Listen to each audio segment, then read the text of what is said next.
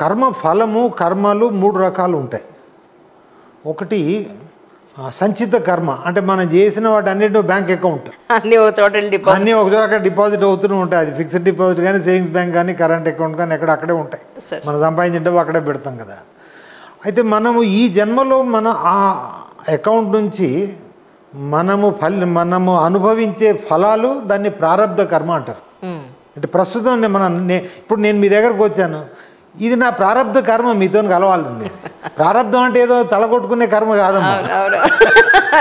మనం పెద్దవాళ్ళు కొట్టుకుంటారు, నా ప్రారబ్ధం కొట్టుకుంటారు కదా, అది కాదు. సో అట్లాగే మీ ప్రారబ్ధంలో కూడా ఉంది, మన ఈరోజు కలిసి ఇంటర్వ్యూ చేయాలి ఉంది. సో అది ప్రారబ్ధ కర్మ. ఆ తర్వాత ఆగామి కర్మ, అంటే ఇప్పుడు నేను మాట్లాడుతున్నా, మనం చేస్తున్నాం కదా, ఇది కూడా మళ్ళీ అకౌంట్లో యాడ్ అవుద్దమ్మా. ఇది ఇప్పుడు నేను మంచి మాట్లాడుతున్నానా, నిజం మాట్లాడుతున్నానా, అబద్ధం మాట్లాడుతున్నానా, మోసం చేస్తున్నానా, దాని ఫలితం కూడా ఇప్పుడు యాడ్ అవుతూనే ఉంటుంది అందులో. ఓకే. సో ఇది సంచిత కర్మ.